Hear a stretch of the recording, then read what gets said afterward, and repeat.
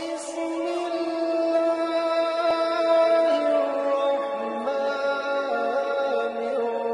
الرحيم. Please subscribe, like, bell icon on. బిస్మిల్లాహిర్రహ్మానిర్రహీం. అనంత కరుణామయుడు అపార కృపాశీలుడైన అల్లాహ్ పేరుతో. అల్లాహ్ ఆజ్ఞానుసారం హజ్ గురించి దివ్య ఖురాన్లో అల్లాహ్ ఇలా ఆజ్ఞాపించాడు. ولله على الناس حج البيت من استطاع إليه سبيلا ومن كفر فإن الله غني عن العالمين. అర్థం, ప్రజలపై అల్లాహకు ఉన్న హక్కు ఏమిటంటే అల్లాహ్ గృహం వరకు ప్రయాణం చేసే స్తోమత ఉన్నవారు విధిగా ఆ గృహాన్ని సందర్శించి హజ్ నెరవేర్చాలి. ఈ ఆజ్ఞానుసారం అమలు జరపని వారు అల్లాహకు ప్రపంచవాసుల అవసరం ఎంత మాత్రమూ లేదని తెలుసుకోవాలి. ఖురాన్ 3:97. ప్రవక్త సల్లల్లాహు అలైహి వసల్లం గారు కూడా హజ్ విధిగావించబడిందని విశదపరిచారు. ఆయన ఇలా అన్నారు: ప్రజలారా, మీపై హజ్ విధి గావించబడింది కనుక మీరు హజ్ నెరవేర్చండి. ముస్లిం. దివ్య ఖురాన్లో అల్లాహ్ ఉమ్రాను కూడా పూర్తి చేసుకోండి అని సెలవిచ్చినాడు.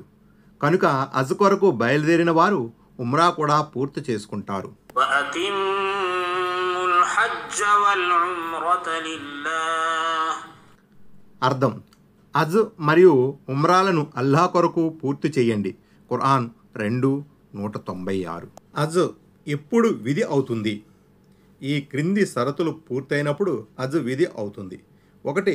హజ్ చేసేవాడు ముస్లిం అయి ఉండాలి. 2. మతి స్థిమితం కలవాడై ఉండాలి. 3. బాలిగ్ అనగా యుక్త వయస్కులై ఉండాలి. 4. మార్గం సురక్షితంగా ఉండాలి. 5. స్తోమత కలిగి ఉండాలి అనగా రాకపోకల ఖర్చులు, అన్నపానీయాల ఖర్చులు మరియు హజ్ పూర్తి చేసే కాలంలో ఇంటి ఖర్చులు వగైరా విషయంలో స్తోమత కలిగి ఉండాలి. 6.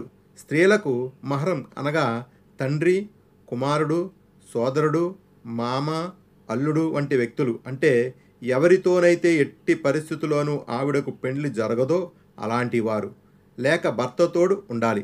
భర్త మహరంల తోడు లేకుండా స్త్రీలు ప్రయాణం చేయుట నిషిద్ధం. ఉమ్రా అర్కాన్లు అంటే మూలములు 3. 1. మీకాత్, హరం పొలిమేర, ఇహ్రాం తొడుగుటకు నిర్దేశించిన స్థలములు నుండి ఇహ్రాం తొడగడం. 2. పవిత్ర కాబాగృహం చుట్టూ తవాపు చేయడం. 3. సఫా మర్వాల మధ్య సయ్యి చేయడం. హజ్ అరకాన్లు మూలములు 4. 1. ఇహ్రాం ధరించడం. 2. అర్ఫా స్థలంలో బస చేయడం. 3. తవాఫ్ ఇఫాజా లేక జియారత్. 4. సఫా మర్వా కొండల మధ్య సయ్యి చేయడం. హజ్ వాజీబులు విధులు 7. 1. మీకాతు నుండి ఇహ్రాం తొడగటం. 2. సూర్యాస్తమయ సమయం వరకు అర్ఫా స్థలంలో బస చేయడం. 3. రాత్రి ముజ్దల్ఫాలో గడపడం. 4. అయ్యామే తస్రీక్ అనగా హజ్ నెల 11, 12, 13 తేదీలు మినా ప్రాంతంలో గడపటం. 5. జమరాతుకు 7 రాళ్ళు కొట్టడం. 6. తల గొరిగించుకోవడం లేక వెంట్రుకలు కత్తిరించుకోవడం. 7.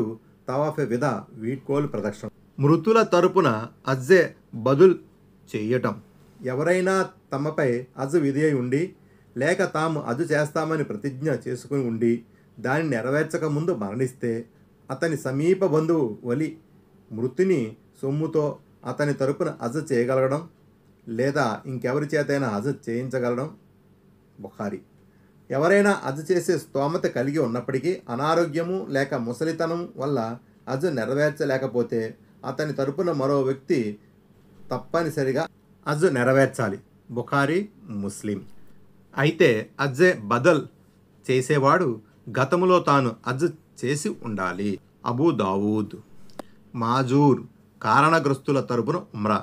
అబూ రజీన్ రజల్లాహు గారు ప్రవక్త సల్లల్లాహు గారి వద్దకు వెళ్ళి ఇలా అడిగారు, నా తండ్రి చాలా ముసలివారు, ఆయన వాహనంపై కూర్చుని హజ్ కానీ ఉమ్రా కానీ నెరవేర్చలేరు, ఆయన తరపున నేను నెరవేర్చగలనా? అందుకు ఆయన, మీరు మీ తండ్రి తరపున హజ్ మరియు ఉమ్రాలు నెరవేర్చండి అని బదులిచ్చారు. తిర్మిజీ, నసాయి, అబూ దావూద్. పై హదీసు ద్వారా తెలిసిందేమంటే హజ్ లాగానే ఉమ్రా కూడా ఒకటికి బదులుగా మరొకరు నెరవేర్చవచ్చు. ఇహ్రాం వివరణ. హజ్ అర్కాన్లో మొదటిది ఇహ్రాం. ఇహ్రాంతోనే హజ్ లేక ఉమ్రాల కార్యనిర్వహణ కార్యం ప్రారంభం అవుతుంది. ఇహ్రాం అనేది వాస్తవానికి హజ్ లేదా ఉమ్రాల యూనిఫామ్.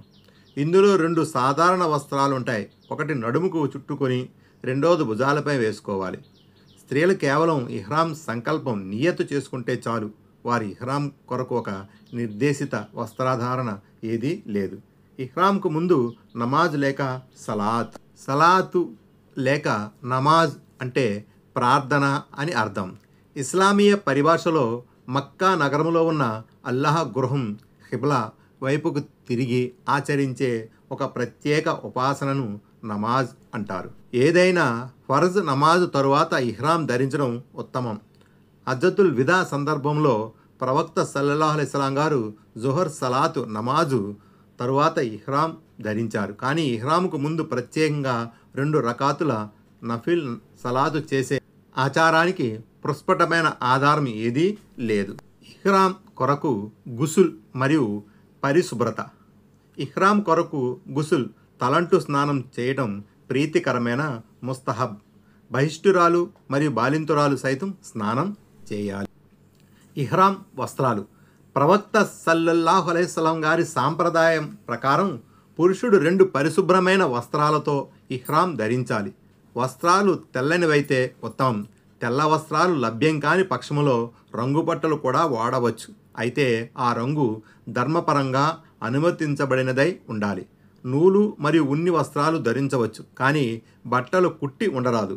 ఉదాహరణకు చొక్కా, పైజామా, ప్యాంటు, కోటు వగైరా జాయింట్ కలిగిన బట్ట ఉంటే పర్వాలేదు, కానీ అసలు కుట్లు లేని బట్టలు ఉంటేనే ఉత్తమం. అలాగే ముడివేయదగిన మరియు కట్టదగిన వాటికి ముడివేయటానికి, కట్టుకోవడానికి అనుమతి ఉంది. ఉదాహరణకు డబ్బులు దాచుకోవడానికి వాడే నడుము పట్టాలు వగైరా. అదేవిధంగా ఇహ్రాం దుస్తులను అవసరము కొద్దీ ముడివేసుకోవడానికి, కట్టుకోవడానికి కూడా అనుమతి ఉంది. తోలుతో చేయబడిన కాలి తొడుగు, సాక్స్ మరియు బూట్లు. బుఖారీ మరియు ముస్లిం గ్రంథాలలోని హజరత్ అబ్దుల్లా బిన్ అబ్బాస్ రజల్లాహు అన్హు గారి ఒక ప్రవచనంలో ప్రవక్త సల్లల్లాహు అలైహి వసల్లం గారు ఇలా ప్రవచించారు: చెప్పులు లేక బూట్లు లభ్యం కానివారు తోలుతో తయారు చేయబడిన కాలి తొడుగులు, మేజోళ్ళు ధరించుకోవాలి, కానీ వాటిని శీలమండలకు కిందగా కోసివేయాలి. అలాగే లుంగి లేదా క్రింది వస్త్రము లభ్యం కానివారు షరాయి తొడుక్కోవచ్చు. ఉదాహరణకు ఒక మేజా అనగా తోలు మేజోళ్ళు. ఇహ్రాంలో ఉన్నవారు బూట్లు మరియు చెప్పులు లేనప్పుడు మోజాలు ధరించవచ్చు, అయితే వాటిని శీలమండలకు కిందుగా కోసివేయాలి. ఇహ్రాం కట్టుకునే పద్ధతి. సున్నత ప్రకారము ఇహ్రాము కట్టుకునే పద్ధతి ఇలా ఉంది. హజ్ చేయదలిచిన వాడు ముందుగా స్నానం చేయాలి. అందుబాటులో ఉన్న సువాసనలు అనగా అత్తరు వగైరా పూసుకోవాలి. ఒక గుడ్డ నడుముకు మరియు రెండవది తల కప్పకుండా ఒంటి మీద కప్పుకోవాలి. ఆ తర్వాత లబ్బైక్ చెప్పాలి. గమనిక: సువాసనలు ఇహ్రాం బట్టలకు పూసుకోరాదు. ఇహ్రాం ధరించే ముందు శరీరాన్ని పూసుకోవడానికి మాత్రమే అనుమతి ఉంది. ఇహ్రాంలో నిషేధిత వస్తువులు లేక పనులు. హజ్ తలపెట్టిన వారందరికీ ఈ క్రింది విషయాలు ఇహ్రాం స్థితిలో నిషిద్ధం. 1. రఫ్స్ అనగా సంభోగము మరియు లైంగిక సంబంధిత కార్యములు. 2. ఫుసూక్ అనగా సాధారణ పాపకార్యములు, అశ్లీల చేష్టలు, ధర్మ సంబంధము కాని పనులు. 3. జిదాల్ అనగా జగడమాడము మరియు తగాదా పడటం. 4. సైదుల్ బర్ అనగా భూచరాల వేట, నేల మీద తిరిగే జంతువుల వేట, నీటి ప్రాణుల వేటకు అనుమతి ఉన్నది. 5. హలక్ మరియు తక్సీర్ అనగా తల గొరిగించుకోవడము, శరీరంలో ఏ భాగం నుండి అయినా సరే వెంట్రుకలు కత్తిరించుకోవడము, గోళ్ళు కత్తిరించుకోవడము. 6 నికా పెళ్లి చేసుకోవడం. 7 ఇతరుల పెళ్లి చేయించడం. 8 వివాహ సందేశం పైగాం పంపించడం. 9 సువాసన ద్రవ్యములు అత్తరు వాడడం లేక పూసుకోవడం. 10 వర్స్ లేక జాఫ్రాన్ అంటిన బట్టలు వాడడం. 11 వేటగాడికి ఏమైనా సహాయ సహకారాలను అందించడము, వేట జంతువుల ఆచూకీ తెలపడము.